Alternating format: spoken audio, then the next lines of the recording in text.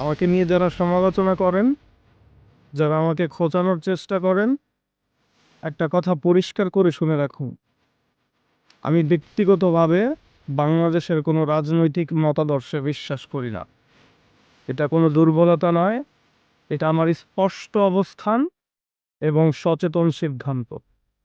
আমি কোনো দলের পতাকা ধরিনি, কিন্তু আমি মানুষের পক্ষে। আমি কোনো নেতার নাম জপ করি না, কিন্তু আমি ন্যায়ের পক্ষে। আজ যে দল ক্ষমতায়, কাল সে দল বিরোধী। আজ যে বিপ্লবী, কাল সে শাসক। কিন্তু শাসক বদলালেও যদি শোষণ থেকেই যায়, তাহলে মতাদর্শ দিয়ে কী লাভ? আমি বিশ্বাস করি রাষ্ট্র মানে দল নয়, দেশ মানে নেতা নয়, দেশ মানে শুধুই মানুষ। যে রাজনীতি মানুষকে বিভক্ত করে, ধর্ম, অঞ্চল, দল দিয়ে মানুষকে মুখোমুখি দাঁড় করায়, সেই রাজনীতিতে আমার বিশ্বাস নেই। আমার অবস্থান খুব স্পষ্ট, যেখানে ইনসাফ আমি সেখানে, যেখানে অন্যায় আমি তার বিপক্ষে। দল দেখে নয়, নাম দেখে নয়। আজ যে সত্য বলছে, আমি তার সাথে। কাল সে মিথ্যা বললে আমি তারই বিরুদ্ধে থাকবো ইনশাআল্লাহ।